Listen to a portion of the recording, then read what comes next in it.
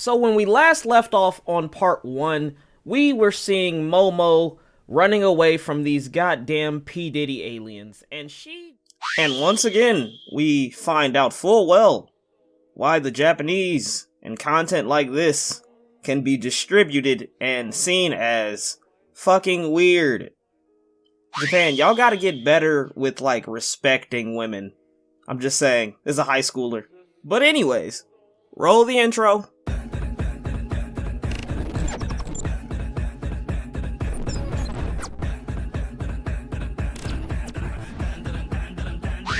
So as soon as Momo wakes up, we are granted with the visuals of her just strapped down to a chair.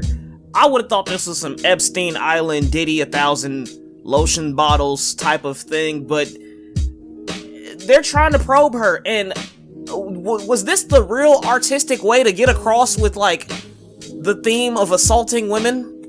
Like, come on, Japan, sit down. Someone needs to speak to you. Is that Chris Hansen in the corner? I think it is. Now, these goddamn Diddy Decepticons are over here explaining to Momo that they are a single race of beings, and they don't have any females to reproduce with as their species. And that's all well and good, but even for aliens, the whole, like, hey, we just gonna snatch a bitch up, take her insides, and then reproduce with that, y'all don't find that weird? You don't find that odd? Moving on, she's obviously not trying to have none of that. She told them straight up, look, I'm not handing out this ass unless it's the man I plan on marrying and dating, and that is Ken. Y'all don't look like Ken to me, so get me the fuck up out of here.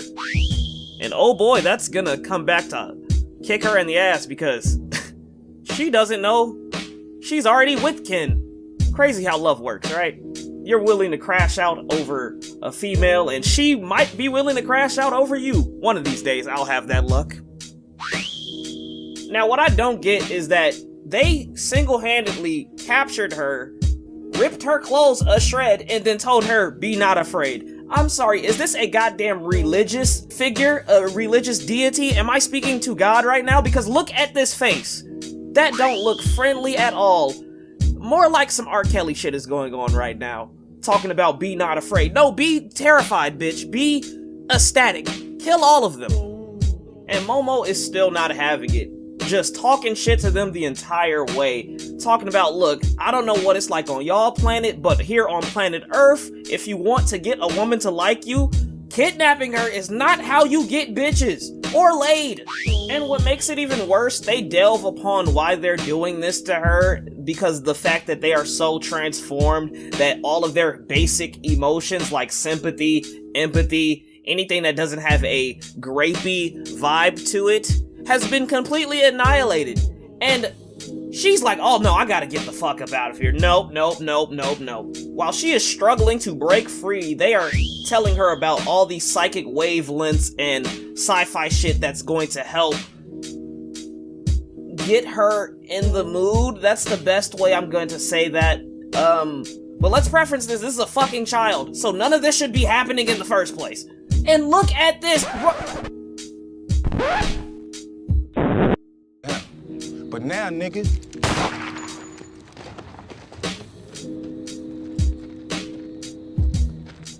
what the fuck you do that for? Send his ass to jail. Put that nigga underneath the jail. Look, deliberate. I don't need to deliberate. Hang that nigga now. I got the rope right here. Cause no, there's no way that they are going with this plot. I can understandably get what Ken does in the next few seconds. Speaking of Ken, he does what every guy with a fine-ass girlfriend plans on doing. He crashes the fuck out. Just like any guy with a jealousy problem and hella insecurity, he calls her phone with the quickness.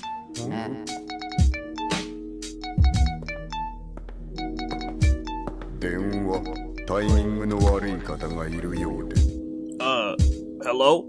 This is the aliens speaking. My nigga, she's good. I'm sorry, what? I said, she's good, my nigga! Now back off!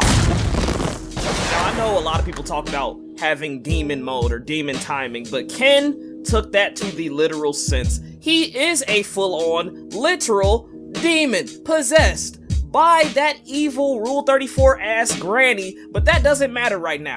Right now, this man is on some hell-bender, hell-raising shit, and all three of these aliens is finna catch the fair ones.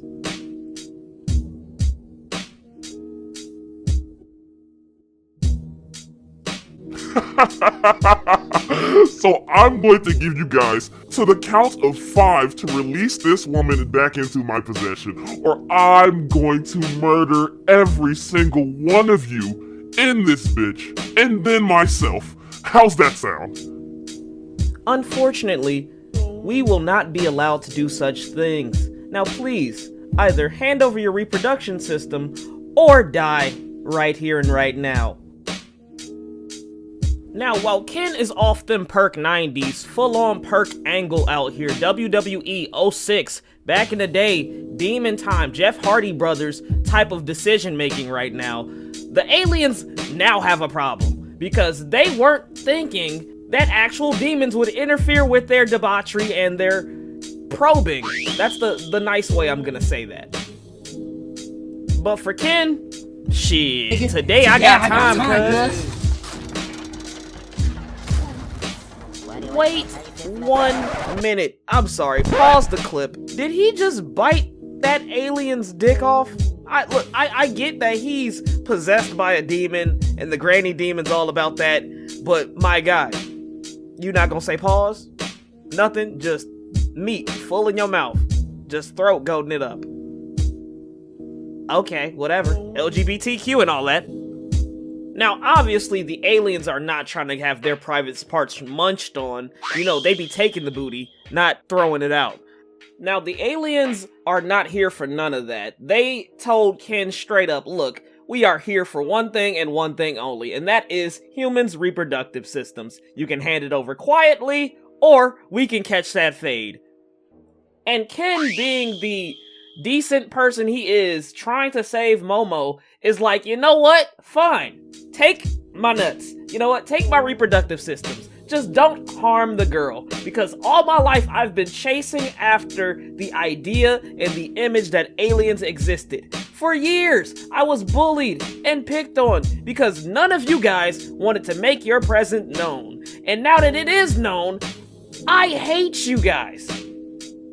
It took this most amazing female in my life, Momo, to show that I had some confidence in myself. And I will be damned if I let you lay a finger on her right this instant. So let her go. And boy, oh boy, did I get a little bit emotional when Ken was expressing how he feels about Momo, because, you know, there's not a lot of time in a man's life where he's willing to throw away everything, including his private parts, for a woman. But, you know, when you meet the right one, you will literally watch the world burn just to make sure that female is safe. Now, for typical anime, they always have to refer back to a segment in the main protagonist or character's lifestyles that help them become the person that they are today and fortify that strength that they need for crazy ass moments like this. And for Momo, she thought back to her grandmother and her teachings and how it was super important for her to be spiritually fortified because the world is truly fucking crazy. I don't know if you guys believe in God or anything like that for the audience watching, but that's very relatable. You cannot get through this regular life without having some form of spiritual strengthening in your life. Because if you don't, then you're going to be doing wacky shit like these aliens and attacking women. Now, I'm not going to bore you with the details of what she taught her to channel her chakra and keep her ki balanced. We need Momo to lock the fuck in. And that's exactly what she does.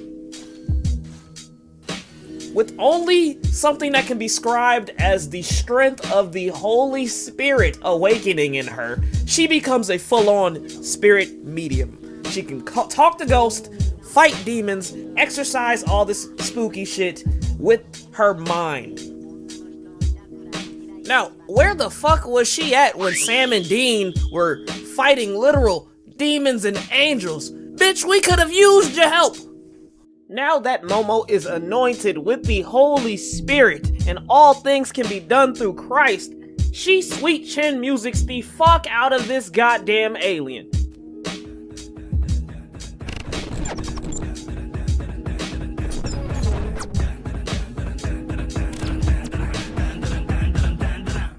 I'm talking she kicks this third dimensional being so hard, she imagine it's her ex-boyfriend. She's trying to kill someone. Holy shit. Now, after Momo's done murdering literally a goddamn pedophile, Ken is off more goddamn perks. And he's just spazzing, attacking anything he sees and can get his grippy teeth around. Momo, on the other hand, is like, yo, you need to back up off of me. This is not the friendship I wanted in the first place. And straight up just exorcises the demon Granny out of his body into the physical world, to where Granny in her full manifestation is like, yo, what the fuck? Bitch, who is you? And then Momo is like, bitch, who is you? They get to bickering back and forth, and Granny just instantly transmissions out of there talking about, if you want to shoot the ones and get your man's spirit back, come find me, ho. And Momo's like, oh, say less. What's good, bitch? It's O-Block around here. Now, after all of that happens, they end up crashing the UFO. Obviously, they don't know how to drive that bitch. So the next best thing, obviously, we gonna crash this bitch.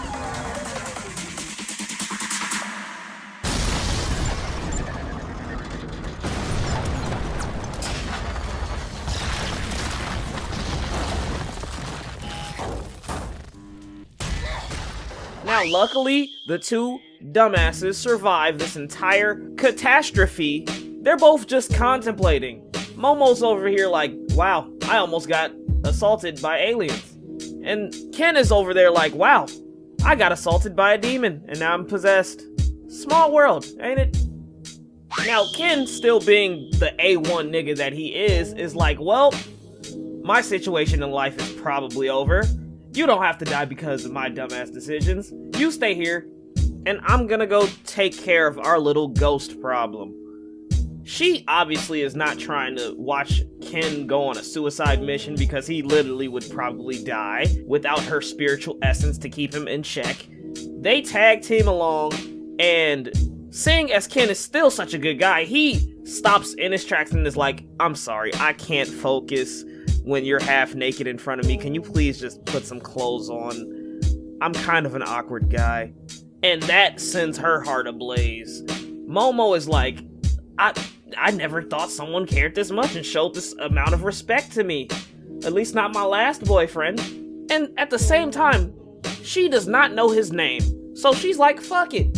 Hey, while we are on our way there, what is your name? And Ken goes around and just openly admits, it's like, oh, well, my name's Ken Takakura.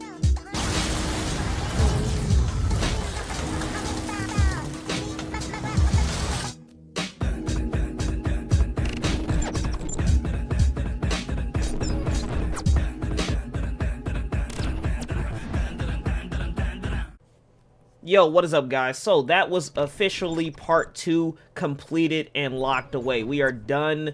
I am so excited to be watching this anime. It is hella weird, hella funny, but also it is a laugh at the same time. The characters are enjoyable. The plot is super simple. It's literally ghost adventures, but mixed in with an anime romance. And yeah, I can't wait to see what the other characters and other situations for this anime happen to come across. I know it turns into this like superhero, like Power Rangers shit where they're fighting monsters and demons, but I can't wait to see that. Hopefully you guys enjoyed my little commentary piece on this, and if you guys want to see more and want me to do episode 2, drop a like, drop a comment. Other than that, guys, I will catch you guys with the next one. Have a good day, stay safe, don't do anything fucking stupid, and yeah, see you guys when I see you. Peace.